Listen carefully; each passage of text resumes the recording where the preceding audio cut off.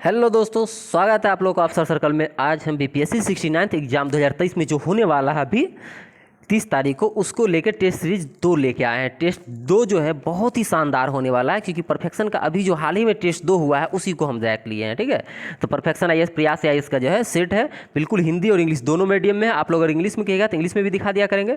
Number of question 150 होगा। बिल्कुल एक एक क्वेश्चन को धीरे धीरे एक्सप्लेन करके पढ़ेंगे हम लोग। ठीक है, और बहुत ही डेप्थ तरीका में ऐसे ऐसे चीज़ को दिया गया जो हम लोग बिल्कुल इग्नोर करते हैं, और आप बीपीएससी इसी की तरफ क्या करती है, मूव करती है। तो चलते हम लोग आज के पहले क्वेश्चन की तरफ। आज का पहला क्वेश्चन है,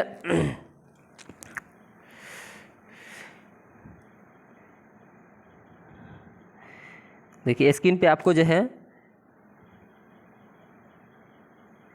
स्क्रीन पे दिख रहा होगा आज का पहला क्वेश्चन। ठीक है, आज का पहला क्वेश्चन परफेक्शन आईएएस का ये है, सेट नंबर 2 है। टेस्ट नंबर 2 भी दिख रहा है आपको, टेस्ट नंबर 2 है, टेस्ट नंबर 2। ठीक है, आज का पहला क्वेश्चन है, निम्नलिखित कथन में असत्य कथन को चुनिए। पहला, 1776 में सबसे अधिक प्रमाणिक माने जाने वाली मनुस्मृति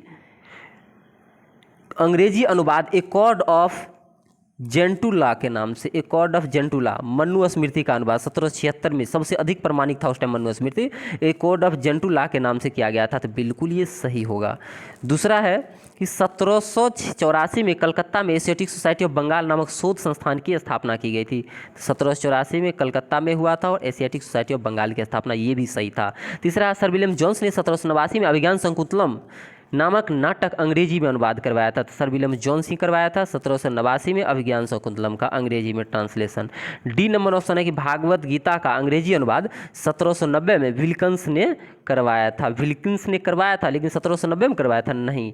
ये जो डी आपको दिख रहा है 1790, ये 1790 नहीं होगा, ये 1785 होगा। कितना होगा? 1785। तो डी नंबर तो आंसर तो होगा, लेकिन 1790 नहीं, 1785 होगा। तो ये आंसर सही हो जाएगा। पता चल गया होगा आप लोगों को कि असत्य पूछ रहा था तो असत्य यही था, इसीलिए इसको हम सही किए।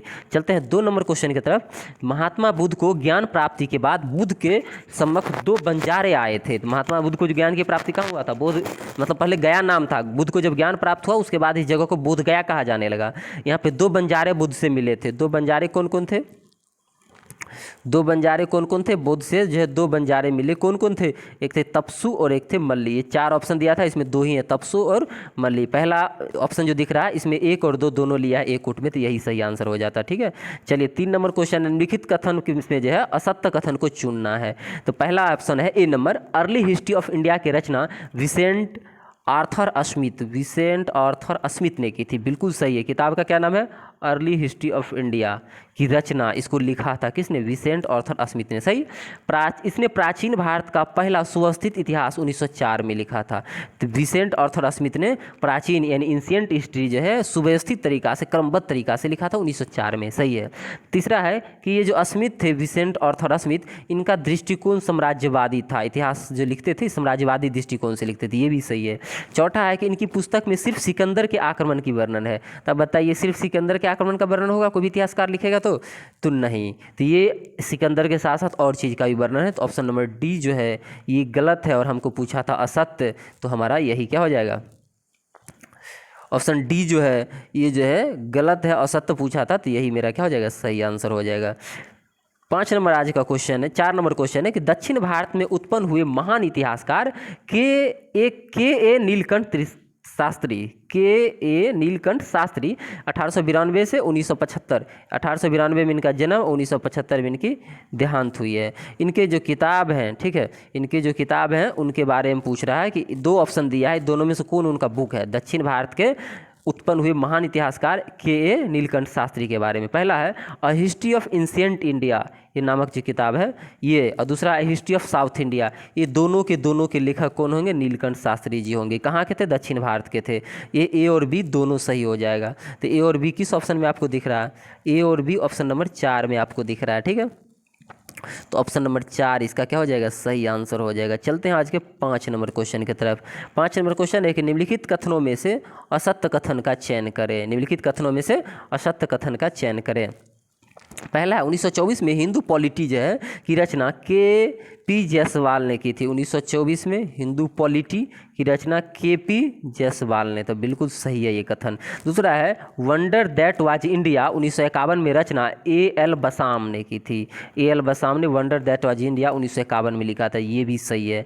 वंडर दैट वाज इंडिया प्राचीन भारतीय संस्कृति और सभ्यता के विभिन्न पक्षों को सुव्यवस्थित मतलब सर्वेक्षण है। यानी ये जो किताब है वंडर दैट वाज इंडिया 1951 में ए एल बासम द्वारा लिखा गया, ये प्राचीन हिस्ट्री, एंशिएंट हिस्ट्री के सांस्कृतिक और सभ्यता के विभिन्न पक्ष को जो है सही तरीका से विश्लेषित किया है, सुव्यवस्थित सर्वेक्षण किया था, ये भी सही था।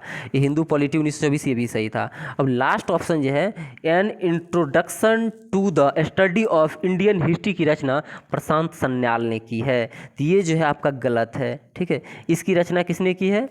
इसकी रचना डी कौशाम्बी ने की है, ध्यान रखिएगा। ये जो है प्रशांत सन्याल जो दिया है ये गलत है, इसका सही आंसर क्या होता है? डी कौशाम्बी। ठीक है, कौशाम्बी, ध्यान रखिएगा। तो ये सभी आपको पता चल गया होगा कि पहला सही है, दूसरा सही है, तीसरा सही है और औसत तो पूछा था, इसलिए आंसर क्या हो जाएगा? मेरा आंसर क्या हो जाएगा? डी हो जाएगा। 4 नंबर ऑप्शन इसका सही हो जाएगा। चलिए नेक्स्ट क्वेश्चन की तरफ चलते हैं। 6 नंबर क्वेश्चन है कि निम्नलिखित कथनों में जो असत्य कथन को पहचान कीजिए। निम्नलिखित कथनों में असत्य कथन को पहचान कीजिए। 6 नंबर भी असत्य ही पूछ रहा है, देख रहे हैं ना।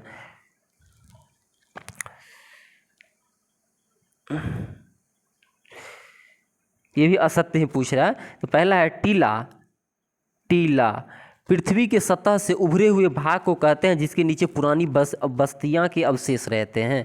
पहला ऑप्शन ये बिल्कुल सही है। दूसरा, एकल संस्कृति टीले में सर्वत्र एक ही संस्कृति दिखाई जाती है।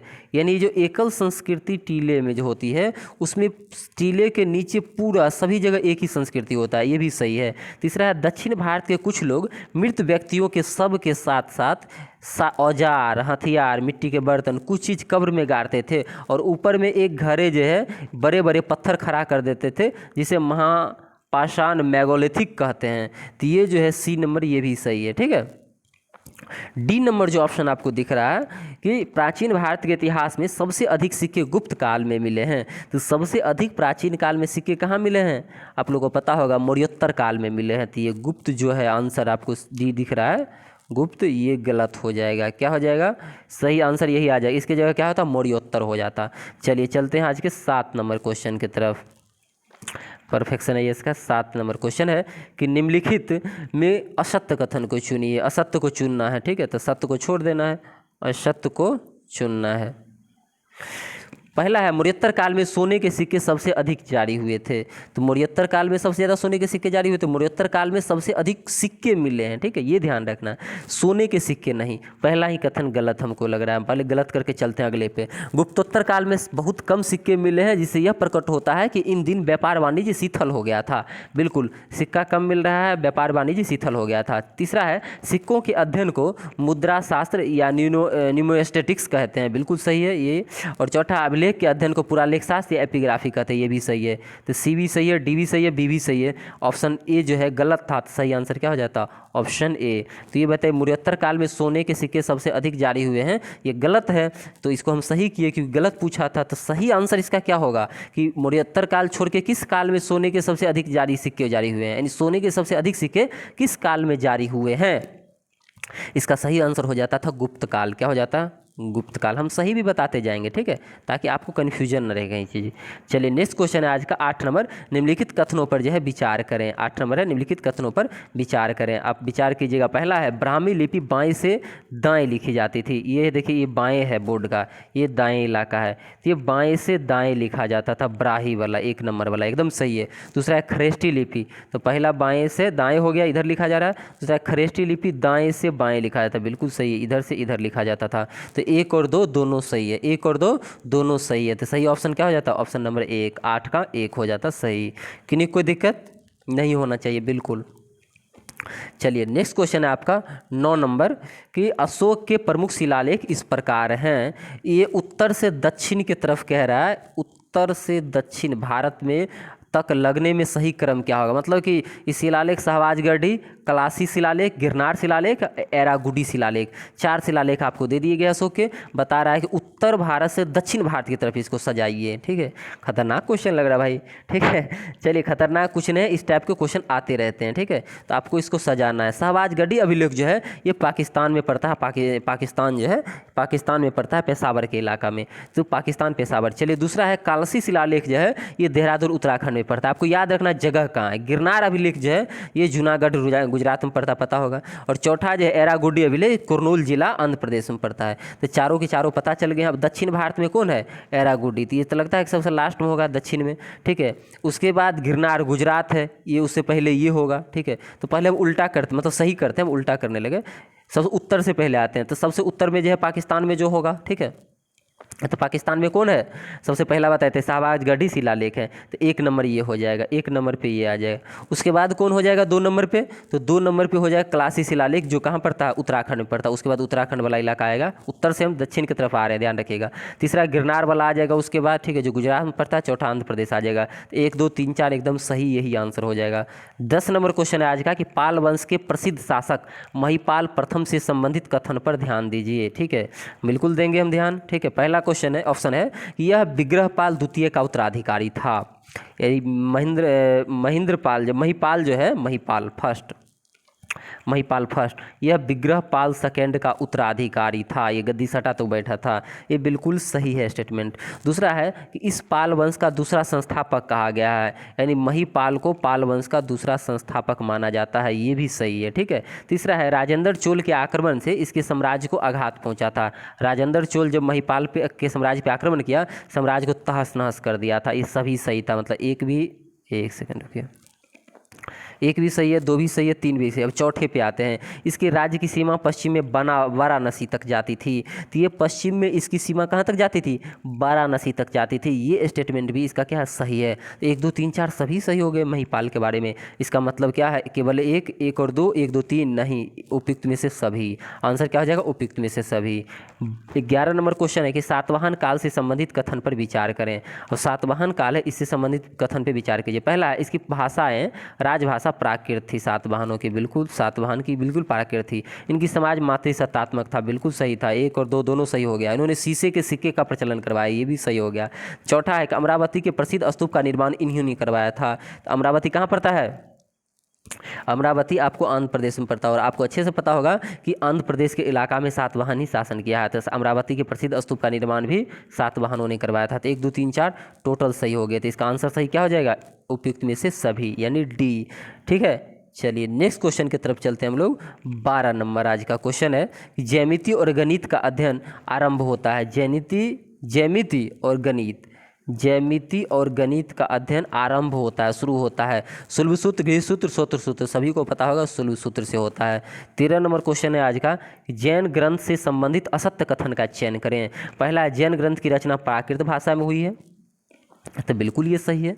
ठीक है, हमको असत्य पूछा है, इस बात को मत भूलना है। तो पहला एकदम सही है, इसको आंसर में नहीं लेना है। ठीक है, दूसरा है 6ठी सदी ईसा पूर्व यानी 6 BC पूर्व गुजरात के वल्लभी नगर में अंतिम रूप से संकलित किया गया था। कौन, जैन ग्रंथ को। गुजरात के वल्लभी में अंतिम हुआ था ना बहुत सारे जैन संगति, उसी में इसको जो है क्या किया गया था, संगठित किया गया था, मतलब लिखा गया था। तीसरा है कि जैन ग्रंथों में अनेक देशों में जो है अनेक देश के बारे में विस्तृत जानकारी दी गई है।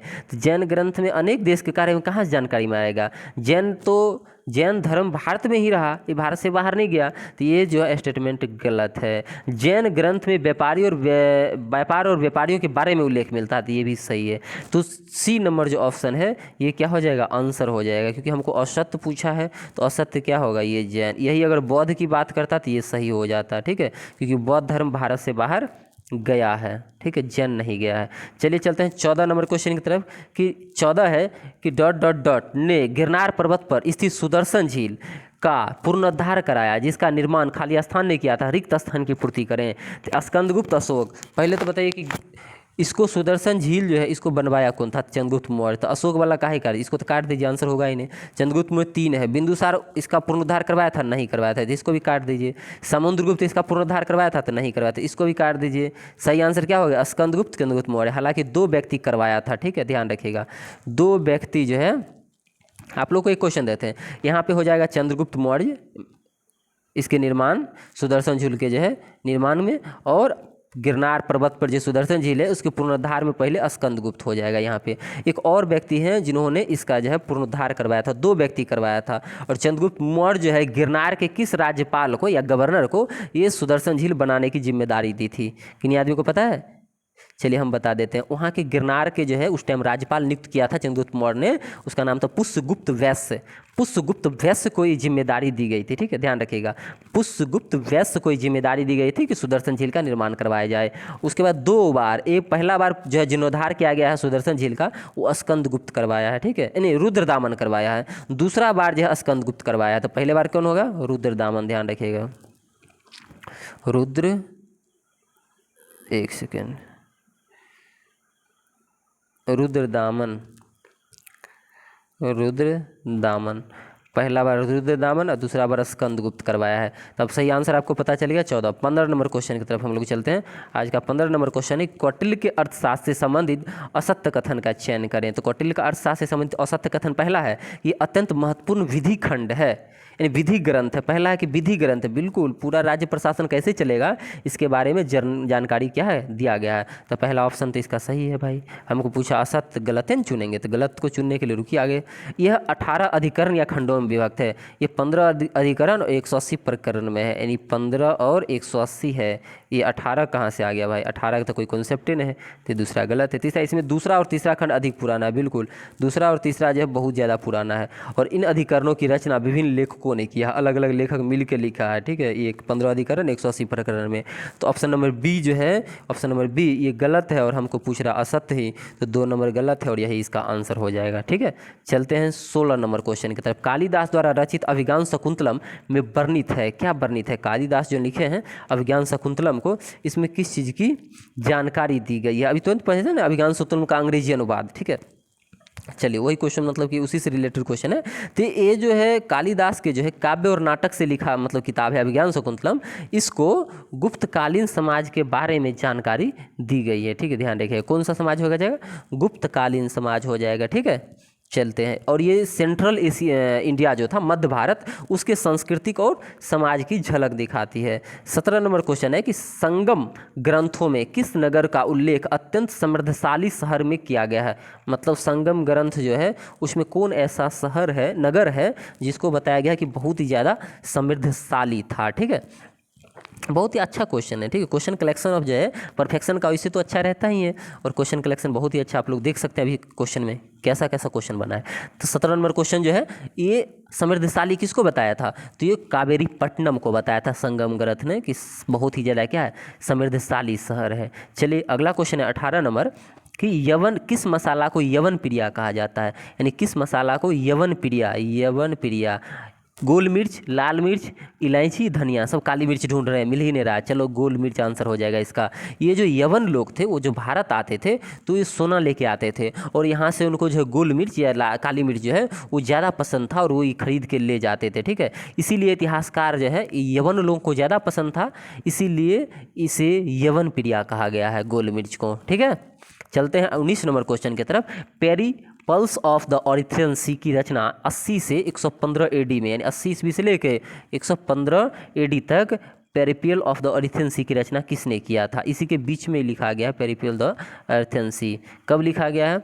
80 से 115 बीडी के बीच में एक किताब। टॉलमी, अरस्तु, प्लिनी या उपयुक्त में से कोई नहीं? तो इसका आंसर तो आप लोग सभी मार देंगे, उपयुक्त में से कोई नहीं। हम क्वेश्चन फिर से पूछ दें कि फिर लिखा कौन, कुछ तो कुछ होगा। तो एक अज्ञात लेखक इसमें दिया जाएगा आपको अक्सर, लेकिन ये जो किताब है पेरिपल्स ऑफ द ऑरिथ्रियन सी, इसमें किस चीज़ की जानकारी है?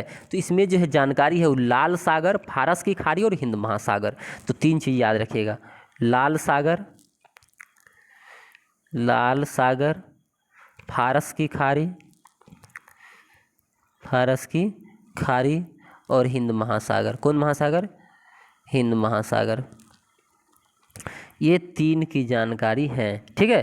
तो ये 3 की जानकारी है, उपयुक्त में से कोई नहीं तो आंसर तो मार देंगे, लेकिन ध्यान रखिएगा 3, लाल सागर, फारस की खाड़ी और हिंद महासागर। इससे रोमन व्यापार जो होता था, रोमों का व्यापार, उसकी जानकारी है। तो पूरा विस्तृत आपको जानकारी रखना, इनमें से कोई नहीं से काम नहीं चलेगा। चलते हैं 20 नंबर क्वेश्चन की तरफ। लैटिन भाषा में लिखी गई पुस्तक जिसमें भारत और इटली के बीच होने वाले व्यापार की जानकारी मिलती है, क्या नाम है उस किताब का? ठीक है, तो किताब का क्या नाम हो जाएगा?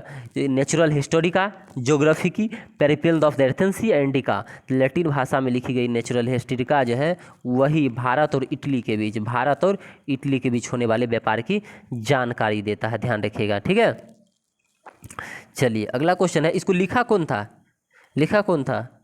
इसको लिखा था नेचुरल हिस्टोरिका को पिलनी ने लिखा था 150 ईस्वी में, ध्यान रखिएगा 150 AD में पिलनी ने लिखा था, ठीक है, पिलनी ने लिखा था। ठीक, चलते हैं नेक्स्ट क्वेश्चन की तरफ।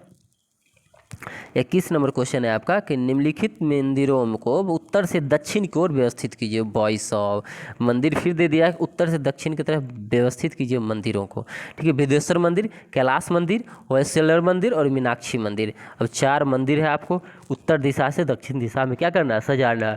तो सबसे पहले जगह जानते हैं। कैलाश जो है विदेश्वर मंदिर, ये कहाँ है? ठीक है, ये तंजौर में है, तंजौर। और 2 नंबर है कैलाश मंदिर कहाँ है? एलोरा में है। होयसलेश्वर मंदिर कहाँ है? तो हेलबीड में है। और मीनाक्षी मंदिर कहाँ है? तो मदुरई में है। अब आप उत्तर की तरफ आइए। ठीक है, तो सबसे उत्तर में क्या होगा? कैलाश मंदिर हो जाएगा, किन्हीं कोई दिक्कत नहीं होना चाहिए। 1 नंबर पे कैलाश को रखिए। 2 नंबर पे कौन सा मंदिर? कैलाश से यानी एलोरा से जब इधर आते हैं तो हेलीबीड हलेश्वर मंदिर जो है, हाइसेलेश्वर मंदिर, ये 2 नंबर पे रखिए, हेलीबीड वाला। और तीसरा नंबर पे जब आते हैं तो उत्तर से दक्षिण की तरफ सजाना है ना। 3 नंबर पे आपका आ जाएगा कौन सी मंदिर? बृहदेश्वर मंदिर। ठीक है, 3 नंबर पे आपका आ जाएगा बृहदेश्वर मंदिर, तो ये तो 3 नंबर पे। 4 नंबर पे आ जाएगा मीनाक्षी मंदिर, मदुरई वाला एकदम लास्ट में। तो आप ऑप्शन देखिए तो 2, 3, 1, 4 कहीं दिख रहा है? हाँ, बी नंबर ऑप्शन में दिख रहा था, सही हो जाएगा इसका आंसर। नेक्स्ट क्वेश्चन है आपका 22। निम्नलिखित कथन पर विचार करें। निम्नलिखित कथन, ये 3 कथन खतरनाक है भाई। ठीक है, इसीलिए कहते हैं परफेक्शन, IAS, दृष्टि, विजन, इसका सेट लगाइए। अब किसी भी सेट में देगा कि विक्रम संवत की शुरुआत कब हुई है, तीनों स्टेटमेंट एक बार आप दे दिया आपको। ठीक है, पहला है कि विक्रम संवत का आरंभ 57 ईसा पूर्व यानी BC में हुआ था। विक्रम संवत की शुरुआत कब हुआ था? 57 ईसा पूर्व, एकदम बिल्कुल स्टेटमेंट सही है। दूसरा, शक संवत का प्रारंभ 78 ईस्वी में हुआ था, बिल्कुल सही है। तीसरा है गुप्त संवत का प्रारंभ या आरंभ 319 ईस्वी में हुआ था, तो ये भी सही है। तीनों के तीनों सही हैं, इसका मतलब आंसर सही क्या हो जाएगा? ऑप्शन C, 1, 2, 3, तीनों के तीनों सही हो जाएंगे। चलिए नेक्स्ट क्वेश्चन है आपका 23 नंबर की कलहन की रचना राजतरंगिणी में चर्चा की गई कश्मीर के राजाओं की, गुप्तकालीन राजाओं की। 2 में से एक ही बताइए ना भाई। राजाओं है तो कश्मीर का राजा हो जाएगा। ठीक है, कश्मीर के राजाओं की जानकारी दिया। और गजब का बात है कि सभी इतिहासकार कलहन के राजतरंगिणी को इसीलिए पसंद करते हैं, इसको बेसबुक मानते हैं, क्योंकि ये सभी राजाओं का गुण और दोष सभी चीज़ की चर्चा की है। ऐसा नहीं कि एक राजा के बारे में खूब ज़्यादा लिख दे, एक कम, सबको समान रूप से देखा है। ठीक है, इसीलिए चलते हैं अगले क्वेश्चन की तरफ। 24 नंबर आज का क्वेश्चन है कि प्राचीन काल में कौन सा बंदरगाह कोरोमंडल तट पर स्थित नहीं था? यानी कोरोमंडल तट पर नहीं था। ऑप्शन है अरिकमेडु, महाबलीपुरम, कावेरीपट्टनम और सोपारा। ठीक है, तो कौन सी कोरोमंडल तट पे अब प्राचीन काल में? बताओ यार, अभी कोरोमंडल तट पर है और पूछ रहा प्राचीन काल में कौन से बंदरगाह यहाँ पर नहीं था। तो 3 गो जो था उसको हटा दीजिए, चौथा को बताना है कि कौन नहीं था आपको आंसर।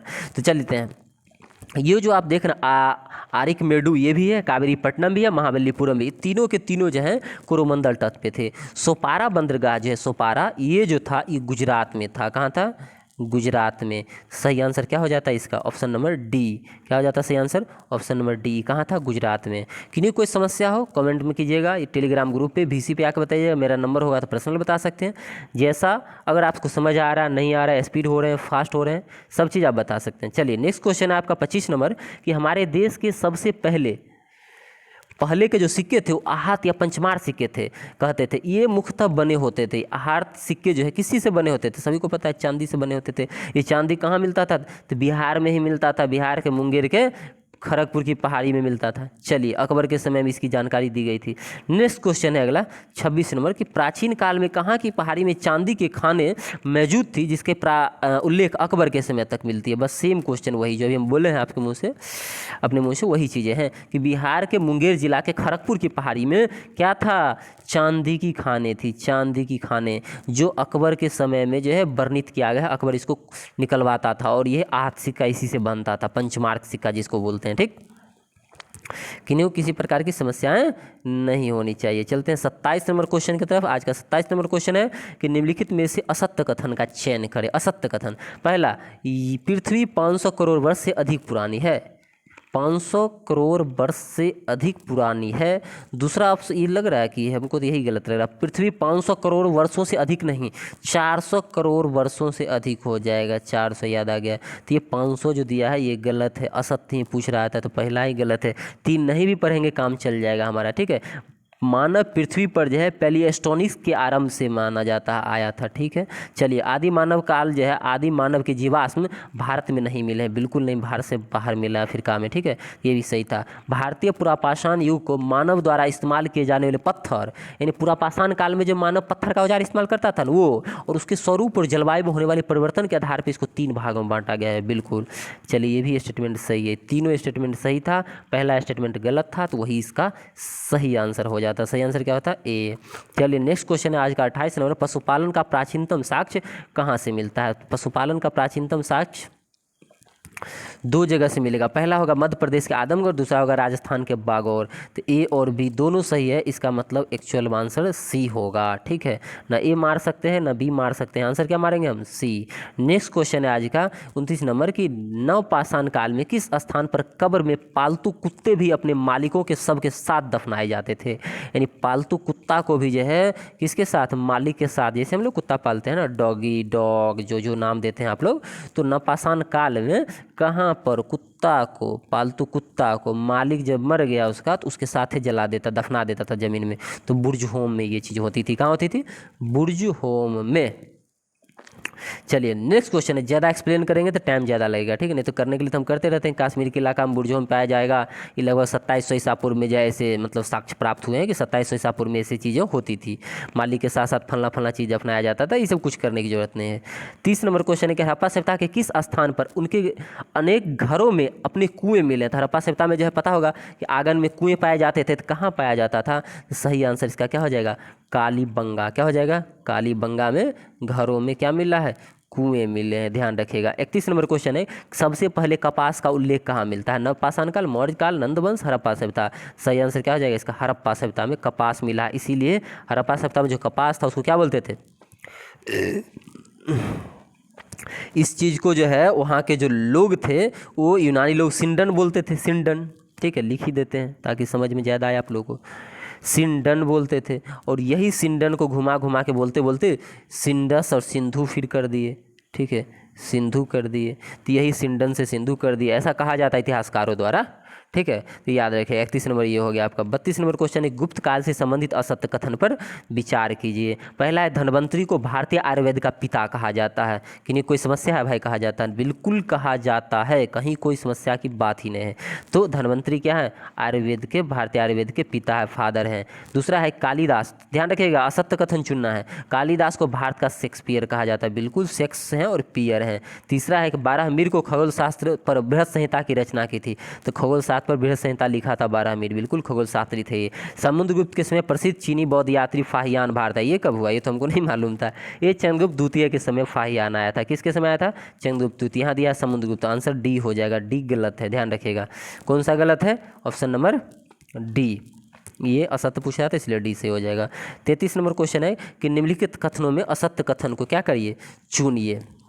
पहला ऑप्शन है आपको कि हड़प्पा सभ्यता में माप तौल में 16 या उसके आवर्तकों को व्यवहार होता था, 16, 64, 160 में रहता था चीज़ें, बिल्कुल सही है भाई, माप तौल में यही था, 16 की इकाइयों में बटा हुआ था। दूसरा, हड़प्पा लोग कुम्हार के जो है, हड़प्पा लोग कुम्हार के चाक का उपयोग करने में बड़े कुशल थे, तो मृदभान इसी पर बनता था। कुम्हार के जो चाक होता था गोल गोल नाचता है, बिल्कुल सही है। हड़प्पा संस्कृति की सर्वोत्तम कलाकृति उनकी मोहरें थी, उनकी मोहर खरोष्टी से बनी हुई थी, सिलखेरी से बनी थी, तो ये जो है सिलखेरी होगा, तो ये सही था। उनकी कलाकृतियाँ जो है मोहर पे अलग अलग जानवरों के, पशु पंक्षियों के चिन्ह मिलते थे, अंकित हुआ करते थे, तो ये भी बिल्कुल सही था। 4 है कि पत्थर की मुहर और अन्य वस्तुओं पर हड़प्पाई लेखन के लगभग 40,000 नमूने मिले, बिल्कुल नहीं, उन पे अलग अलग तो नमूने आकृति हो करती थी, साइन हुआ करता था मोहरों पे, लेकिन 40,000 नहीं, एक जीरो ज़्यादा बैठा दिया है, मात्र 4,000 होगा। कितना होगा? 4,000। तो ऑप्शन डी इसका गलत है, मतलब हमको पूछा था असत्य कथन, तो असत्य क्या हो जाएगा? ऑप्शन नंबर डी सही हो जाएगा। चलते हैं 34 नंबर क्वेश्चन की तरफ कि हर्ष के पूर्व वर्धन की वंश की राजधानी। अच्छा, हर्ष जब तक नहीं आया था वर्धन वंश में गद्दी पे, तब उसकी राजधानी कहाँ थी, और हर्ष ने जब आया तो राजधानी कहाँ लेके चला गया। बहुत ही मज़ेदार क्वेश्चन। एक ही देखिए, यही तो एक अंतर है कि एक ही क्वेश्चन में दोनों चीज़ बता दिया, राजधानी किसने चेंज किया ये भी बता दिया। ठीक है, तो तीनों के तीनों बात एक ही क्वेश्चन में कंप्लीट हो गया, तो आपको दोबारा कहीं ज़्यादा रिवीजन करने की ज़रूरत नहीं है। तो ध्यान रखिएगा कि हर्ष के आने से पहले राजधानी थानेश्वर था, और हर्ष ने उसे अपनी राजधानी कन्नौज बना दी थी। तो पहला में हो जाएगा थानेश्वर, दूसरा में हो जाएगा कन्नौज। पहला में हो जाएगा थानेश्वर, दूसरा में कन्नौज। कहाँ मिलता है, डी नंबर ऑप्शन में मिल रहा है। तो डी नंबर इसका क्या हो जाएगा, सही आंसर हो जाएगा। ध्यान रखिएगा। अगला क्वेश्चन है 35 नंबर कि निम्नलिखित कथनों में असत्य कथन का चयन करें। असत्य कथन कौन सा है, चलते हैं असत्य कथन कौन सा देखते हैं कि सिंधु आर्य सबसे पहले जो है, कह रहा सिंधु आर्यों की सबसे प्रमुख नदी है, इसकी पहचान बार बार उल्लेख है। अच्छा, सिंधु नदी आर्यों की सबसे प्रमुख नदी थी और इनका वर्णन जो है बार बार किया गया था। चलो सही है, ये मान लिए, ठीक है। ऋग्वेद में सिंधु को नदी तमा या सर्वश्रेष्ठ नदी कहा गया है। आहा, सिंधु को कहा गया है, सरस्वती को कहा गया है? बिल्कुल सिंधु को नहीं कहा गया, सरस्वती नदी को जो है नदी तमा कहा गया है। ध्यान रखिएगा। तो बी नंबर ऑप्शन क्या हो जाएगा, गलत। सर्वश्रेष्ठ और नदी तमा जो कहा गया है उस सरस्वती को कहा गया है, तो 2 नंबर गलत है। 3 नंबर है संभवतः आर्य लोग तांबा राजस्थान की खेती से मिलता था। बिल्कुल, इनको राजस्थान की खेती से तांबा और कर्नाटक के जो है कर्नाटक से सोना। तो बिल्कुल आर्य को 2 चीज़ वहाँ से मिलता था। आर्य लोग पहले भारत जो है, आर्य लोगों का पहला समूह ने सबसे पहला जत्था आर्यों का 1500 BC में भारत आया था। तो बिल्कुल ये भी सही है। 1 सही था, 3 सही था, 4 सही था। आंसर पूछ रहा था हमको असत्य पूछ रहा था, तो 2 नंबर सिंधु की जगह सरस्वती होना था, तो ये हो जाता गलत। अगला है 36 नंबर क्वेश्चन कि निम्नलिखित कथनों में से असत्य कथन का चयन करें। ऋग्वेद में इंद्र को पुरंदर कहा गया है। ऋग्वेद में इंद्र को क्या कहा गया, पुरंदर कहा गया है, तो बिल्कुल सही है। दूसरा, आर्यों के 5 कबीले थे, इसका समुदाय पंचाजन कहा जाता था। नहीं भाई, यहाँ से भी पकड़ लीजिए ना, पंचाजन यानी 5 होना चाहिए, 6 गो कहाँ से। तो ये जो है बी नंबर, ये गलत है। असत्य ही पूछ रहा है हमको, इसलिए बी नंबर सही हो जाएगा। बाकी भी देख लेते हैं कि बाकी क्या है कि इंद्र को पुरंदर कहा गया, सही है। पुरोहित जो है विशिष्ट पंचाजन से संबंधित है, बिल्कुल सही है। 10 राज युद्ध पुरुषनी नदी के तट पर लड़ा गया, बिल्कुल, जिसमें 10 राज जीता था। तो सभी जो है पहला, तीसरा और चौथा सही था, दूसरा गलत था। ये 6 की जगह 5 होना था। कितना होना था, 5 होना था। तो 2 नंबर क्या हो जाएगा, इसका आंसर हो जाएगा। चलिए 37 नंबर क्वेश्चन है आज का कि निम्नलिखित कथनों में से असत्य कथन का चयन करें। पहला, ऋग्वेद में अधिकांश लड़ाई गाय और सांड के लिए होती थी। अरे भाई साहब, सांड ये कब हुआ, असत्य कथन, तो सांड नहीं होगा भाई साहब, ये पहला ही कथन असत्य है। ऋग्वेद में युद्ध प्रायः गौविशिष्ट, युद्ध के लिए गौविशिष्ट शब्द का यूज किया गया था, गाय की खोज, बिल्कुल सही है। ऋग्वेद में भूमि निजी संपत्ति नहीं था, बिल्कुल निजी संपत्ति नहीं था, ये सार्वजनिक संपत्ति जमीन हुआ करता था, तो ये भी सही है, ये भी सही है, ये भी सही है। अयस्क शब्द का प्रयोग तांबे और कांसे के संदर्भ में किया गया, ये भी सही है। तो पहला जो है सांड के चक्कर में गलती हो गया, सांड हमेशा ले ही डूबता है, ठीक है, तो गलती हो गया। दूसरा, तीसरा, चौथा सही था, तो असत्य पूछा था, तो पहला आंसर हो जाएगा, ठीक है। 38 नंबर क्वेश्चन है आज का कि निम्नलिखित में कौन सा जोड़ी सही नहीं है। निम्नलिखित में कौन सा जोड़ी सही नहीं, वाजपति चारागाह या बड़े जत्थे का प्रधान, बी कुलप्पा परिवार का प्रधान, सी ग्रामणी लड़ाकू दल का प्रधान, चौथा पुरोहित सिर्फ पूजा पाठ का काम, बिल्कुल नहीं। डी नंबर ऑप्शन पहला तो सही है, वज्रापति जो है चारागाह के बड़े जत्थे के जो प्रधान होते थे, कुलप्पा परिवार का प्रधान होता था, और ग्रामीणी लड़ाकू दल के जो है प्रधान होते थे। पुरोहित जो था ये सिर्फ पूजा पाठ नहीं करवाता था, ये सिर्फ पूजा पाठ नहीं करवाता था, इसका क्या काम था, ध्यान रखिएगा कि जो राजन होंगे, राजा होगा, उसको प्रशासन में क्या करना, सहायता करना, क्या करना, राजा की सहायता करना, ये प्रमुख पदाधिकारी पुरोहित हुआ करता था। तो डी नंबर इसका सही आंसर हो जाता, क्योंकि पूछा था जोड़ा सही नहीं है, तो गलत है ना, पूछा तो गलत मार दिया आंसर। 39 नंबर क्वेश्चन है आज का कि सुमेलित करें। भाई सुमेलित करना है, विद्वान है उसका कीर्ति दे दिया गया कि विद्वान ने एक किताब लिखा था कि नहीं लिखा था, बताओ तुम, ठीक है। तो ये किताब और उनकी कीर्ति से मैच करवाना। पहला है पतंजलि, पतंजलि ने क्या लिखा था, तो आप लोगों को पता होगा महाभाष्य से लिखा था, ठीक है। पतंजलि का किताब का क्या नाम था, महाभाष्य, 1 का जो है 4। चलो दूसरा नागार्जुन, तो नागार्जुन का किताब जो है माध्यमिक सूत्र हो जाएगा, तो 2 का 3, ठीक है। तीसरा अश्वघोष, अश्वघोष क्या लिखा था भाई, तो अश्वघोष का जो है बुद्ध चरित्र हो जाएगा, 2, ठीक है।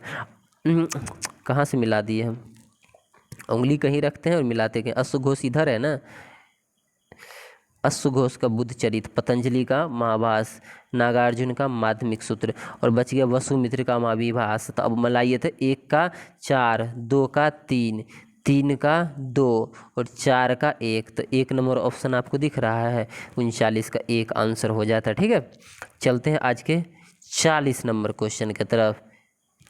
40 नंबर क्वेश्चन है आज का कि निम्नलिखित कथनों में से असत्य कथन को चुनिए। ठीक है, असत्य कथन को चुनना है। शतपथ ब्राह्मणों में हल संबंधी अनुष्ठान का लंबा वर्णन मिलता है। ये बिल्कुल सही है, हल संबंधी अनुष्ठान होता था। ब्रीही का अर्थ चावल, चावल के लिए ब्रीही शब्द का इस्तेमाल किया गया था, बिल्कुल सही है। उत्तर वैदिक काल में नगर शब्द का उल्लेख, हाँ उत्तर वैदिक काल में आके नगर शब्द मिला था, ये भी सही है। तो 1 2 3 सही है। अब पूछा था असत्य, आँख मूंद के डी मार सकते हैं लेकिन हम पढ़ के मारेंगे भाई, आँख मूंद के क्यों मारें। सभा समिति व विधत जैसी संस्थाएं उत्तर वैदिक काल में भी चलती रही, पता है ना, सबका अस्तित्व ही खत्म करने पर लगा हुआ था। ठीक है, तो सभा और समिति था, विधत तो विधत का तो नामो निशान मिटा दिया गया। ठीक है, ध्यान रखिएगा, लेकिन ये अब जो है सिर्फ रह गया था नाम मात्र का, महिलाओं का प्रवेश भी से वंचित कर दिया गया था, इसलिए डी ऑप्शन सही हो जाएगा कि ये गलत है। ठीक है, विधत तो खत्म हो गया, सभा समिति थी, लेकिन ये मतलब वर्चस्व लोगों का बोलबाला हो गया था, महिलाओं को इससे निकाल दिया गया था और गरीब लोग तो जाते ही नहीं थे। चलिए 41 नंबर क्वेश्चन है आज का, निम्नलिखित कथनों में असत्य कथन का चयन करें। 41, प्राचीन काल में भारत में ईसाई धर्म का आगमन ईसा की पहली सदी में आसपास हुआ था, बिल्कुल सही भाई।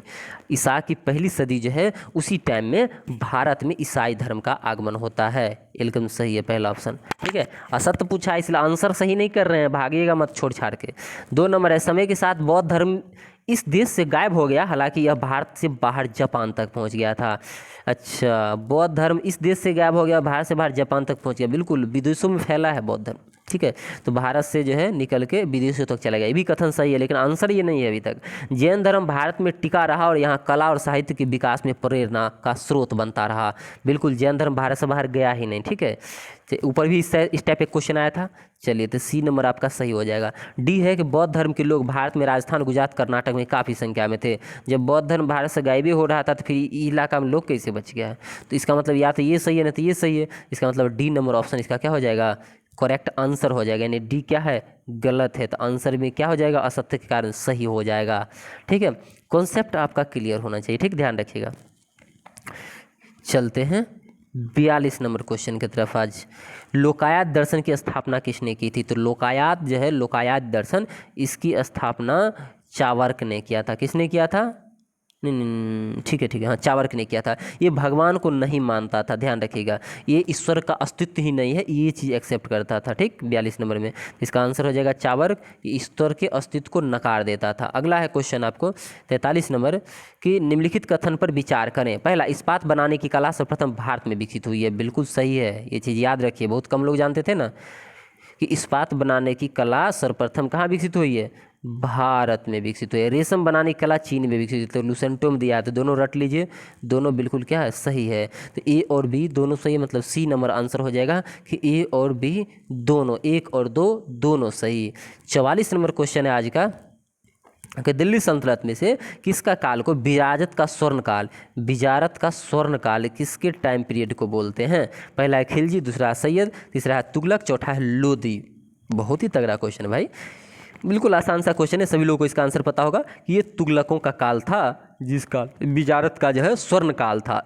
ठीक है, ये बिजारत जो है, ये तुगलक वंश के वजीर पद जो है ये बहुत ज़्यादा इंपॉर्टेंट हो गया था, इसी के बारे में बात कर रहा है। ठीक है, और ये अगर कह दे शासक, कौन एक ऐसा शासक है जिसके समय वजीर जो है बहुत ज़्यादा महत्वपूर्ण हो गया था, तो FST था, फिरोज शाह तुगलक। फिरोज शाह तुगलक के समय वजीर पद बहुत ही ज़्यादा महत्वपूर्ण हो गया था। तो बिजारत का स्वर्णकाल, ऑप्शन नंबर सी, तुगलक काल। अगला क्वेश्चन है 45 नंबर कि आर्यभट्ट से संबंधित असत्य कथन का चयन करें।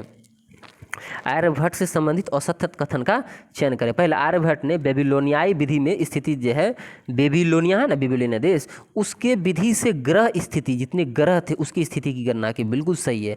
दूसरा, उन्होंने चंद्र ग्रहण और सूर्य ग्रहण का पता लगाया था, चंद्र ग्रहण भी या सूर्य ग्रहण भी, बिल्कुल सही है, दोनों का पता लगाया था।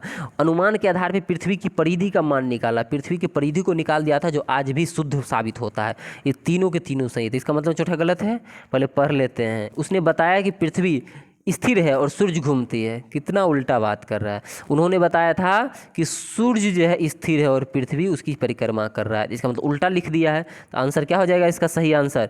हमको पूछा था असत्य चुनिए, तो असत्य डी है, डी इसका सही आंसर हो जाएगा। चलते हैं आज के 46 नंबर क्वेश्चन की तरफ। बहमनी साम्राज्य के विघटन के बाद अनेक राज्य जो है स्वतंत्र राज्य के में बट गए, और इनमें कौन से राज्य शामिल हैं?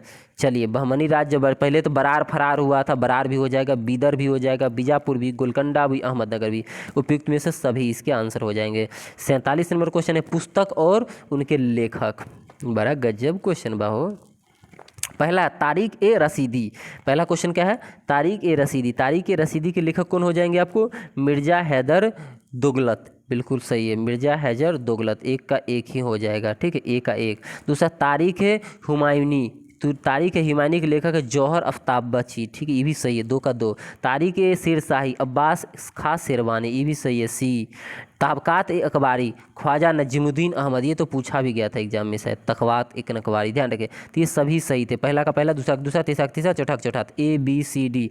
ये देखिए पहला नंबर ऑप्शन जो है 47 का सही होता आंसर। चलते हैं 48 नंबर क्वेश्चन तब। सुश्रुत से संबंधित असत्य कथन को चयने, मतलब गलत चुनना है सुश्रुत के बारे में, ठीक है। पहला, इसने सुश्रुत संहिता की रचना की थी, सही है, तो इसीलिए असत्य में आंसर नहीं होगा।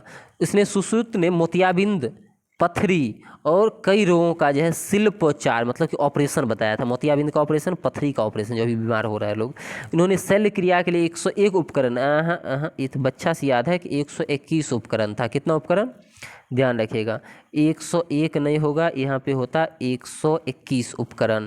और रोग के इलाज के लिए उन्होंने आहार और सफाई पे, बिल्कुल खान पान और सफाई पे उन्होंने ध्यान दिया था। तो सुश्रुत के बारे में क्या क्या सही था? उन्होंने सुश्रुत संहिता की रचना की, मोतियाबिंद और पथरी का ऑपरेशन बताया था, और 121 उपकरण दिया था ऑपरेशन करने के लिए, शल्य चिकित्सा के लिए, और वो इलाज के लिए भोजन और सफाई पे जोर देते थे। इतना डिस्क्रिप्शन कौन सेट में आपको मिलता है?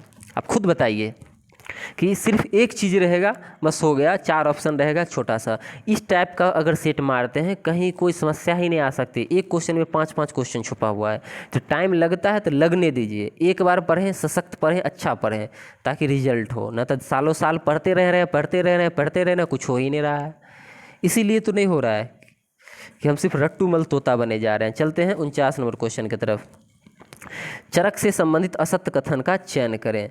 चरक से संबंधित असत्य कथन का चयन करें। चरक संहिता भारतीय चिकित्सा शास्त्र की विश्वकोश मानी जाती है। पहला नंबर ऑप्शन था आपका, ठीक है, तो ये बिल्कुल सही है, 1 नंबर जो है इसका सही है। दूसरा है, इसमें ज्वार मतलब बुखार, कुष्ठ रोग, मिर्गी और टीबी के अनेक प्रकार का वर्णन, मतलब ये बीमारी है इस सब का, ये भी सही है भाई।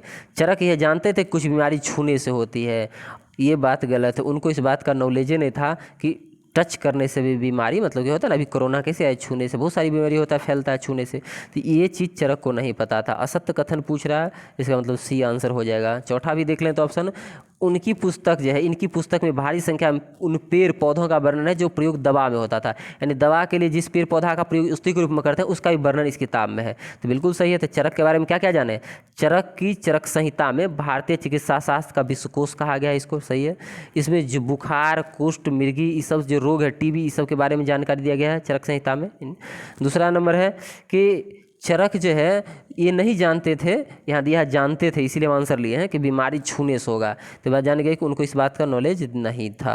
चौथा है कि यह पुस्तक जो है चरक संहिता, वो उस पेड़ का वर्णन या पौधा का वर्णन करता है जिस पेड़ पौधा से दवा बनता था, यानी औषधि वाला पेड़ पौधा। तो सभी के सभी अब समझ गए। चलते हैं 50 नंबर क्वेश्चन की तरफ कि ऋग्वेद काल में दुहित्री कहा गया है। बिल्कुल, गाय का बहुत ज़्यादा महत्व था, गाय की दूध निकालती थी घर की बेटियाँ, इसीलिए घर के बेटी को दुहित्री कहा जाता था, ध्यान रखिएगा, दूध दूहने वाली, दूध निकालने वाली, ठीक है।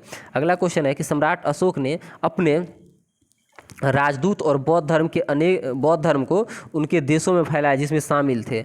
अच्छा, अपने धर्मदूत जो भेजता था ना, अपनी बेटी और को, संघमित्रा को भेजा था, ठीक है, तो ये इस कहाँ कहाँ भेजा था? श्रीलंका, बर्मा, तिब्बत, चीन, जापान, आपके ऑप्शन दे दिए गए हैं ये। तो ये जो है सभी के सभी देश में भेजा था धर्मदूत, अपने बौद्ध धर्म को फैलाने के लिए, ध्यान रखिए, तो उपयुक्त में से सभी हो जाता। 52 नंबर क्वेश्चन है कि प्राचीनतम किस बौद्ध ग्रंथ में गाय को भोजन के रूप में सुख देने वाली अनंदा, वनंदा और सुखुदा कहा गया है? भोजन, रूप और सुख देने वाली, भोजन देने वाली, रूप देने वाली और सुख देने वाली बौद्ध ग्रंथ में गाय को कहा गया है। कौन सा है? सुत निपात, अभिधम पिटक, दीर्घ निकाय, विनय पिटक। आपके ऑप्शन जो है बहुत अच्छे हैं। पहला जो है सुत निपात, ये सही आंसर हो जाता। सुत निपात में गाय को ये चीज़ कहा गया, ध्यान दिएगा। अगला क्वेश्चन है 53 नंबर कि 16 महाजनपद में सबसे पूर्व में स्थित महाजनपद कौन था? नाम उम्र राजधानी नहीं पूछेगा, सबसे पूर्व में कौन है भाई? तो सबसे पूर्व में अंग था। अंग अभी भी भागलपुर के इलाका में पड़ता, पता होगा। निम्नलिखित में असत्य कथन का चयन करें। अब देखिए 54 नंबर क्वेश्चन असत्य कथन पूछ रहा है। राजधानी दे दिया महाजनपद का कौशल का श्रावस्ती, कौशल की राजधानी कहाँ होती थी? श्रावस्ती। अंग का चंपा, तो पहला भी सही है, दूसरा भी सही है। लिच्छवी के वैशाली। काशी का सही आंसर वाराणसी होता है, लिखा है कुशीनीरा, तो ये डी गलत है, मतलब डी ही आंसर क्या होगा? सही होगा, क्योंकि असत्य पूछा था हमसे। चलते हैं नेक्स्ट क्वेश्चन की तरफ। नेक्स्ट क्वेश्चन है 55 नंबर कि निम्नलिखित विकल्प में सही विकल्प का चयन करिए। शिशुनाग वंश, हर्यक वंश, नंद वंश, मौर्य वंश। ठीक है, तो शिशुनाग वंश, हर्यक वंश, नंद वंश, मौर्य वंश, मतलब कि सजाने के लिए दिया है ना। 4 के 4 आपके क्या है? ऑप्शन है। एक सेकंड। 4 के 4 आपके क्या है? ऑप्शन से आपको सजाना है। सबसे पहले कौन वंश? सबसे पहले हर्यक वंश, उसके बाद शिशुनाग वंश। ठीक है, उसके बाद शिशुनाग वंश, उसके बाद नंद वंश, शिशुनाग के बाद नंद, और फिर मौर्य वंश। ये सही विकल्प हमको लगा। ठीक है, और यही होगा आपका आंसर 55 का सी। मौर्य साम्राज्य की राजधानी पाटलिपुत्र का प्रशासन कितनी समितियां में थी? लूसेंट वाला क्वेश्चन आ गया। कितनी समितियां में थी बताइए? ये 5 सदस्यीय हुआ करती थी और समिति की संख्या 6 हुआ करती थी। 5 सदस्यीय और 6 समितियां, टोटल नंबर ऑफ जो है लोग 30 हुआ करते थे। 57 नंबर क्वेश्चन है कि अभिलेख के अशोक के अभिलेख को बांटा गया है। दीर्घ अभिलेख, लघु शिलालेख, पृथक शिलालेख, दीर्घ स्तंभलेख और लघु स्तंभलेख। ये ऑप्शन दे दिए हैं। अब 1 2 1 2 3 1 2 3 4 उपयुक्त में से कोई नहीं, तो ये जो है उपयुक्त में से सभी, उपयुक्त में से सभी होगा। 1 2 3 4 5, यानी दीर्घ शिलालेख भी है, लघु शिलालेख भी है, पृथक शिलालेख भी है, दीर्घ स्तंभलेख भी है, लघु स्तंभलेख भी है। शिलालेख 3 कैटेगरी में बटा हुआ है। ठीक है, दीर्घ, लघु, पृथक, और स्तंभलेख 2 भाग है, दीर्घ स्तंभ और लघु स्तंभ। सही है सभी। चलते हैं आज के 58 नंबर क्वेश्चन की तरफ कि अशोक से संबंधित असत्य कथन को चुने। असत्य कथन को चुने। चलते हैं। अशोक ने अपने शासनकाल में बौद्ध का 3रा सम्मेलन करवाया था। बौद्ध का 3रा बौद्ध धर्म जो है अशोकों के समय हुआ था। दूसरा, चलिए पहले ऑप्शन सारा देख लेते हैं। दूसरा है कि धर्म प्रचारकों को दक्षिण भारत के अलावा अन्य देश में भी भेजा था, बिल्कुल। और तीसरा है अशोक का आदर्श था राजा पिता तुल्य होता है। और चौथा है कि अशोक के सभी अभिलेखों में उसका नाम अशोक मिलता है। तब तो अंधर आदमी आएगा, वो भी इसका आंसर क्या करेगा? सही करेगा। अशोक के सभी लेख में अशोक का नाम अशोक नहीं मिलता है, तो डी नंबर इसका आंसर हो जाएगा सही, क्योंकि ये है गलत। ठीक है, बाकी सभी सही था, तो उसको हम असत्य पूछा था, इसलिए आंसर टिक नहीं कर रहे थे। 59 नंबर क्वेश्चन है कि हिंदू यूनानी शासक मिनांडर जो था, नागासेन से बौद्ध धर्म पर अनेक प्रश्न पूछे थे। यह प्रश्न उत्तर किस पुस्तक में संग्रहित किया गया था? किया गया था? मिलिंदोपन्ह में किया गया था। किस में किया था? मिलिंदोपन्ह। ऑप्शन देखिए ना कैसे सटा सटा के दिया गया है। सही आंसर क्या हो जाएगा? मिलिंदोपन्ह, ए नंबर ऑप्शन। तो 60 नंबर क्वेश्चन है आज का कि मौर्योत्तर काल में विदेशी जनजातियों के आने का क्रम बताइए। ठीक है, तो विदेशी जनजाति जो आए थे उसका क्रम क्या होगा? हिंदू यूनानी शक पल्लव कुषाण वाला ऑप्शन दे दिया है। तो सबसे पहले क्या होगा? यवन होगा। ठीक है, हिंदू यूनानी यवन शक, उसके बाद शक होगा, फिर पल्लव होगा, फिर कुषाण होगा। तो ऑप्शन सी जो दिख रहा है आपको ये सही हो जाएगा। 61 नंबर क्वेश्चन है आज का कि शेरशाह के संबंध में गलत कथन को चुने। गलत कथन को चुनना है। उन्होंने पूरी शाही सड़क का जीर्णोद्धार किया, जिसे भव्य ट्रंक रोड कहा जाता है। तो पहला नंबर तो बिल्कुल सही है भाई। उन्होंने पुरानी शाही सड़क का जीर्णोद्धार करवाया, इसे ग्रैंड ट्रंक रोड कहते हैं। तो पहला तो सही है। हमको आंसर नहीं पूछ रहा है, इसलिए भी रुके रहिएगा, गलत कथन चुनना है। दूसरा, उन्होंने इन सड़कों पर प्रत्येक 4 कोस लगभग 12 किलोमीटर की दूरी पर एक सराय का निर्माण करवाया। सराय का तो निर्माण उन्होंने करवाया था, लेकिन 4 कोस पे करवाया था। सही सही बताइएगा, कितना पे करवाया था? 2 कोस पे करवाया था। तो ये 2 कोस यानी लगभग कितना किलोमीटर? 8 किलोमीटर हो जाएगा। 8 12 गलत है, तो ये 2 कोस पे करवाया था, लगभग 8 किलोमीटर पूर्व जाता है। तीसरा, उन्होंने मिश्रित धातुओं से पहले जो है विकृत सिक्कों के स्थान पे मानक के सोने और चांदी तांबे के अच्छे सिक्के चलाए, ये भी सही है। उसने आगरा से जोधपुर और चित्तौड़ तक सड़क बनवाई थी, ये भी सही है। तो हमको पूछा था गलत कथन, तो गलत हमको कौन लगा है, बी, ये हो जाएगा सही। यहाँ 2 कोस होना चाहिए था, यहाँ 8 किलोमीटर होना चाहिए था। 62 नंबर क्वेश्चन है कि पूर्व मध्यकाल 800 से 1200 ईस्वी के समय पूर्वी दुनिया में विख्यात नालंदा विश्वविद्यालय का पुनरुद्धार किसने करवाया था। गजब यार, ऐसे ही क्वेश्चन देख के दिल खुश हो जाता है। ठीक है, कि पूरा दे दिया है कि पूर्व मध्यकाल में 800 से 1200 ईस्वी के समय में पूर्वी दुनिया में, पूर्वी भारत में विख्यात नालंदा विश्वविद्यालय हुआ करता था, उसका पुनरुद्धार किसने मतलब कि किसने कराया है, ये ध्यान रखना आपको। तो सही आंसर क्या होगा इसमें, धर्मपाल था। कौन था, धर्मपाल। ठीक है, चलिए अगर कह दे कि नालंदा विश्वविद्यालय की स्थापना किसने किया था, तो गुप्त शासक था जिसका नाम था कुमारगुप्त। क्या नाम था, कुमारगुप्त। इसमें भी अगर कुमारगुप्त ऑप्शन रहता है तो बहुत लोग मार के भाग जाते कुमारगुप्त। तो आंसर इसका क्या हो जाएगा, कुमारगुप्त। ध्यान रखिएगा। इसमें कौन सा शिक्षा मिलता था इसे यहाँ पे, तो बौद्ध धर्म का जो है शिक्षा दिया जाता था, बौद्ध धर्म की शिक्षा। चलिए 63 नंबर क्वेश्चन है कि प्रतिहार साम्राज्य के संस्थापक कौन थे। प्रतिहार साम्राज्य के संस्थापक कौन थे, तो नागभट्ट प्रथम होगा, या भोज होगा, या महेंद्रपाल होगा, या इंद्र तृतीय होगा। अच्छा, भोज है, अलमसूदी है, महेंद्रपाल है और इंद्र तृतीय है प्रतिहार साम्राज्य की वास्तविक संस्थापक में। सही आंसर क्या हो जाएगा ना, प्रतिहार साम्राज्य का संस्थापक नागभट्ट प्रथम था। ठीक है, लेकिन वास्तविक संस्थापक पूछ रहा है हमको, इसीलिए मेरे दिमाग से मतलब आ गया था आंसर नागभट्ट प्रथम। वास्तविक साम्राज्य पूछ रहा है, वास्तविक संस्थापक, तो ये हो जाएगा आपका भोज। कौन था, भोज। ध्यान रखिएगा, क्योंकि भोज जब ये प्रतिहार साम्राज्य में आया, गद्दी पे बैठा, तो इसकी सीमा, प्रतिहारों की सीमा कहाँ से कहाँ पहुँचा दिया था पता है, इसकी सीमा पश्चिम में सिंधु से लेके पूर्व में जब बंगाल दिख रहा है यहाँ तक ले आया था उठा के। ठीक है, और हिमालय उत्तर में हिमालय से लेके और दक्षिण के इलाका में जो है नर्मदा नदी के पार करवा दिया था। इसीलिए भोज को प्रतिहार साम्राज्य का वास्तविक संस्थापक कहा जाता है। वैसे प्रतिहार साम्राज्य का संस्थापक कहे तो नागभट्ट प्रथम, ध्यान रखना है। 64 नंबर आपका क्वेश्चन था कि बख्तियार खिलजी से संबंधित सही कथन को चयन कीजिए। ओहो, चलो बहुत देर बाद सही पूछा है। पहला है कि उन्होंने मुजुद्दीन द्वारा बंगाल का राज्यपाल नियुक्त किया गया था। दूसरा, उसने बिहार के कुछ प्रसिद्ध बौद्ध मठ पर आक्रमण कर उन्हें नष्ट कर दिया था। बहुत ही अच्छा क्वेश्चन है। तो ए और बी दोनों सही लग रहा है हमको, तो सी नंबर इसका आंसर हो जाएगा। 64 हो गया। 65 नंबर क्वेश्चन है कि तंजौर के राजा राजेश्वर मंदिर का निर्माण किसने करवाया था। भाई कमेंट वमेंट भी कर दीजिए एक आध आंसर। ठीक है, वीडियो अगर इतना मेहनत से बनाते हैं तो आपको कमेंट भी कीजिए। जो चीज़ कहीं नहीं मिलेगा मार्केट में जल्दी उसको डिस्कशन करा देते हैं। ठीक है, खुद से पढ़ने में यही चीज़ आपको क्या होता, बहुत ज़्यादा उबाहू लगता, पढ़ ही नहीं पाते। तो ये जो है 65 नंबर क्वेश्चन, तंजौर के राजा राजेश्वर मंदिर का निर्माण, बहुत आसान सा क्वेश्चन है। ये क्या हो जाएगा, राजा राज प्रथम ने किया था। किसने, राजा राज प्रथम इसका आंसर। पाल शासक जो है, पाल शासक किस धर्म को मानते थे, तो पाल शासक किस धर्म को मानते थे, तो पाल शासक बौद्ध धर्म के संरक्षक थे।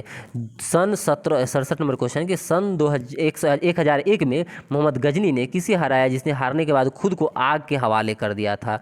कोई व्यक्ति थे जो हारने के बाद जो है ये हो गए, मतलब क्या बोलते हैं उसको, डिमोरलाइज हो जाना, या कह लीजिए कि मतलब आत्म मतलब शक्ति जो है खत्म हो गई बेचारा का। आपने कहा कि अब मैं ज़िंदगी ख़त्म ही कर देता हूँ। जयपाल, जयचंद, देवपाल, आनंदपाल। सही आंसर क्या हो जाएगा इसका, जयपाल को हराया था मोहम्मद गजनी ने। किसे, 1001 में बंदी बना लिया था। मतलब पहले तो बंदी बनाया था, बाद में छोड़ दिया था। तो ये अपमान, या कह लीजिए डिमोरलाइज हो जाना, ये अपमान हो जाना, इतना ज़्यादा अपमान हुआ बेचारा कि एक जलती हुई आग में जो है कूद गया और अपने आप को ख़त्म कर लिया था। उसके बाद ये आनंदपाल, सी नंबर जो ऑप्शन आपको दे रहा है, तो आंसर होगा जयपाल। और सी नंबर ऑप्शन जो दे रहा है आनंदपाल, इनके बेटा थे जो बाद में राजा बने इनके बाप के मरने के बाद। तो 68 नंबर क्वेश्चन है कि मोहम्मद गौरी की हत्या के बाद उसके भारतीय राज्य प्रदेश का उत्तराधिकारी किसे जो है प्राप्त हुआ है। तो मोहम्मद गौरी जब की हत्या की गई तो भारत में जो बहुत सारे राज्य जीत के गया था, तो उसके किस उत्तराधिकारी कोई चीज़ के लिए मतलब कि यहाँ मिला था, भारतीय राज्य मिला था। मोहम्मद गजनी, कुतुबुद्दीन ऐबक, इल्तुतमिश या मोहम्मद खां। ठीक है, तो सही आंसर क्या हो जाएगा, मोहम्मद गौरी। यही ना, मोहम्मद गौरी को ये सब मिला, तब जो है यहाँ पर ये कुतुबुद्दीन ऐबक का जो है क्या था, मोहम्मद गौरी क्या बोल दिए हम, मोहम्मद गौरी जो मर गया तब कुतुबुद्दीन ऐबक को सारा का सारा चीज़ मिल गया, तब जो है यहाँ पे जो है साम्राज्य की इन्होंने क्या की, सल्तनत काल, भारत में सल्तनत काल की जो है शुरुआत हो जाती है। चलिए अगला क्वेश्चन है 69 नंबर कि भारत में सती प्रथा का पहला प्रमाण कहाँ से मिलता है? एरन अभिलेख, प्रयाग प्रशस्ति, मधुबन अभिलेख या जूनागढ़ अभिलेख? तो ये तो वही लुसेंट में होगा, ठीक है। लुसेंट में ये सब टाइप के क्वेश्चन पूरा एकदम दिए रहते हैं, शॉर्ट शॉर्ट क्वेश्चन। इसके सही आंसर क्या हो जाएंगे? एरन अभिलेख। कौन से अभिलेख? एरन अभिलेख। अब वहाँ ये भी दिया हुआ ईस्वी 510 ईस्वी में मिला था। इसके लेखक कौन थे? तो भानुगुप्त शायद था, भानुगुप्त जो गुप्त वंश का शासक हुआ करता था, ठीक है। इसी में दिखाया गया कि भोजराजा नामक एक जो है सेनापति था, वो मर गया था तो उसके पत्नी को जो है इसमें जला दिया गया था। तो ये भानुगुप्त का एरन अभिलेख में मिलता है सती प्रथा का पहला प्रमाण। हम इसलिए ज़्यादा बता दिए कि ताकि यहाँ पर कुछ नहीं था उस टाइप डिस्क्राइब करने के लिए, इसलिए। 70 नंबर क्वेश्चन है कि तुर्कान ए चहलगानी का संगठन, हाँ, तुर्कान ए चहलगानी का संगठन जो है किसने किया था? तुर्कान ए चहलगानी किसने बनाया था? ठीक है, तो ये हो जाएगा इल्तुतमिश, रजिया सुल्तान, बलबन या अलाउद्दीन खिलजी। तो बनाया तो इल्तुतमिश ने था, ठीक है। तो आंसर तो हमको पूछ रहा है बनाने की, तो क्या होगा? इल्तुतमिश। ख़त्म किसने किया था? ये जो 40 जो है 40 सरदारों का जो ये हुआ करता था, संगठन हुआ करता था, 40 एकदम इल्तुतमिश ने अपने वफादार को रखा था, 40 सरदारों को इकट्ठा करके, इसे तुर्कान ए चहलगानी कहते थे। आपको बताना है ख़त्म किसने किया था। 71 नंबर क्वेश्चन कमेंट में बताइएगा। 71 है खून और फौलाद की नीति, बिल्कुल खून और फौलाद की नीति अपनाई है अलाउद्दीन खिलजी ने, बलबन ने, इल्तुतमिश ने, मोहम्मद बिन तुगलक ने। बहुत लोग तो कंफ्यूज कर रहे हैं चल क्या रहा है। तो ये क्या थे? बलबन के समय रक्त और लौह नीति जो अपर है, खून और फौलाद की नीति अपनाई गई थी बलबन के द्वारा। बलबन के समय क्या होता है, मेवात जो है वहाँ के लोग दुस्साहसी और उदंड थे। हरियाणा के लोग अभी भी देखते होंगे, मेवाती इलाका जो हरियाणा राजस्थान का इलाका सटता है, जो मेवात कहते हैं, वहाँ के इलाका के लोग जो है दुस्साहसी हुआ करते थे। अभी भी देखते हैं बहुत ज़्यादा मतलब उल्टा बोलने वाले होते हैं। हम लोग रहते तो वहाँ पर थोड़ा सा ये लगता है कैसे बात कर रहा है वो, ठीक है। तो दुस्साहसी और उदंड टाइप के होते थे, और दिल्ली की सीमा सटती थी। तो दिल्ली की सीमा सटती थी, तो आप समझ रहे हैं कि वो बगल में रह रहा है एकदम लूटपाट दुस्साहसी लोग, उदंड लोग। तो ये लोग आके क्या करते थे? लूट लेते थे दिल्ली को। तो ये लोग से निपटने के लिए बलबन ने खून और फौलाद, रक्त और लौह नीति का अवलंबन किया था, ताकि ये लुटेरा क्या करे, मतलब लुटेरा दूर तक मतलब कि पीछा करके इसको मौत के घाट से उतार दिया जाता था, मतलब कि इसको मरवा दिया जाता था। जो लुटेरा हुआ करता था उसको इस नीति के तहत, और ये बलबन का नीति था, ठीक है। तो ये क्यों लाया गया ये भी पता चल गया आपको। 72 कौन अपने आप को ईश्वर का अभिशाप कहने में जो है गर्व का अनुभव करता था? कहता था हम ईश्वर का अभिशाप हैं, और अपने आप को गर्व महसूस करता था इस बात को लेकर। चलिए, तो चंगेज खां जो था वो अपने आप को ईश्वर का अभिशाप कहने में गर्व अनुभव करता था, ध्यान रखिएगा, ठीक है। चलते हो जाएगा, कहीं आंसर हो जाएगा चंगेज खां। 72 है ना, 72 का ये। चलते हैं 73। एकमात्र बंगाल का लखनौती अभियान किसका नेतृत्व ने जो है दिल्ली से दूर जाकर किया था? अच्छा, एकमात्र बंगाल का लखनौती अभियान जिसका नेतृत्व किसने दिल्ली से दूर जाकर किया था? तो ये सही आंसर हो जाएगा बलबन ने किया था। किसने किया था? बलबन ने किया था, ध्यान रखिएगा। पता होगा उस समय बंगाल में जो है तुगरील खां मौजूद था। तुगरील खां से बीपीएससी पूछा था पिछला बार क्वेश्चन कि बलबनों के क्या था क्वेश्चन कि बलबन के समय जो है, या तुगरील खां किसके समय विद्रोह किया था? क्वेश्चन समझिए, ठीक है। तुगरील खां किसके समय विद्रोह किया था? तो तुगरील खां बलबन की जो है अधीनता कबूल कर ली थी, लेकिन बाद में उसने जो है आज़ादी का ऐलान कर दिया, मतलब विद्रोह कर दिया, और बलबन सेना जो है लेकर लखनऊती तक उसको दौड़ाते पहुंच गया, और तुगरील खां को जो है वहाँ पे मार दिया, ख़त्म कर दिया, मान लीजिए, ठीक है। तो यही क्वेश्चन पूछा था, ठीक है, ध्यान रखिएगा बीपीएससी पिछले एग्जाम में। तो समझ रहे हैं ना, उसी चीज़ को परफेक्शन आईएएस तो यही है, या फिर विजन दृष्टि यही है। हम किसी का मतलब कुछ नहीं जानते, हम तो खुद ये लोग का जो है सेट या फिर क्लास जैसे भी होता है उपलब्ध करा के पढ़ते हैं कहीं से, ऑफलाइन ऑनलाइन। तो 74 नंबर क्वेश्चन है आज का कि अलाउद्दीन खिलजी की मुलाकात मलिक कफूर से हुई थी गुजरात अभियान के दौरान, बंगाल अभियान के दौरान, मालवा पर आक्रमण के दौरान, या दक्षिण भारत अभियान के दौरान? सही आंसर क्या हो जाएगा इसका? ए, यानी अलाउद्दीन खिलजी जब गुजरात अभियान पर थे तब उसी दौरान मलिक काफूर मिला था, ध्यान रखिएगा, ठीक है। फिर तो मलिक काफूर को अपना ही लिया बंदा, ठीक है। तो सही आंसर क्या हो जाएगा? गुजरात अभियान के दौरान। 75 अलाउद्दीन जो है दिल्ली के प्रसिद्ध सूफी संत निजामुद्दीन औलियो ने दिल्ली सल्तनत के किस शासक से भेंट स्वीकार कर उसे सम्मान दिया था? बहुत अच्छा क्वेश्चन, एक सेकंड रुकिए। 75 कि दिल्ली के प्रसिद्ध सूफी संत निजामुद्दीन औलिया ने दिल्ली सल्तनत के किस शासक से भेंट स्वीकार कर उसे सम्मान दिया था? अच्छा, किसी का भेंट था, उसे मतलब कि जो गिफ्ट दिया जाता वो स्वीकार किया था। तो ये अलाउद्दीन खिलजी जब मर गया था तब मलिक काफूर जो है उसके बेटे को दिल्ली की गद्दी पे बैठाया था, लेकिन कुछ दिन बाद जो है मलिक काफूर जो है को उसको मार के गद्दी पर जो है बैठ गया था, तो निजामुद्दीन औलिया उसके भेंट को क्या किया था? स्वीकार किया था। ठीक है, तो ये सही आंसर इसका हो जाएगा खुसरो। क्या हो जाएगा? खुसरो, ध्यान रखिएगा। 75 क्वेश्चन आज करा दिए हैं। ठीक है, 75 के 75 क्वेश्चन जो है खुसरो ही जो है, मतलब अलाउद्दीन खिलजी जब मर गया ना, अलाउद्दीन खिलजी, तो अलाउद्दीन खिलजी के मरने के बाद खुसरो गद्दी पे आता है, ध्यान रखिएगा। ठीक है, अलाउद्दीन खिलजी की मृत्यु हुआ तो मलिक काफूर शुरू में उसके बेटा को कुछ दिन में गद्दी पे बैठाया, लेकिन कुछ दिन बाद खुसरो जो है मलिक काफूर को टपका दिया और गद्दी पे बैठ गया। तो ये खुसरो ही सही आंसर हो जाएगा। ठीक है, ध्यान रखिएगा। और निजामुद्दीन औलियो ने उससे जो है भेंट स्वीकार किया था और वो जो है सम्मानित हुआ या खुश हुआ, मान लीजिए, तो खुसरो सही आंसर होगा। आज 75 क्वेश्चन कराए, हाफ सेट हम सुबह फिर हाफ सेट करा देंगे 10 बजे से पहले। ठीक है, आज इतना ही करा दिए हैं, बहुत ज़्यादा है। आप लोग देखिएगा कि इसमें क्या अब कमी रहा है वीडियो में। ठीक है, डिस्क्रिप्शन में कैसे धीरे कराना है, स्लो कराना है, अब ब्लर भी हो रहा है, वीडियो क्वालिटी अच्छा है, साउंड अच्छा है, ये सारा चीज़ आप लोग क्या दीजिएगा? जानकारी दीजिएगा। चलते हैं, बाय बाय।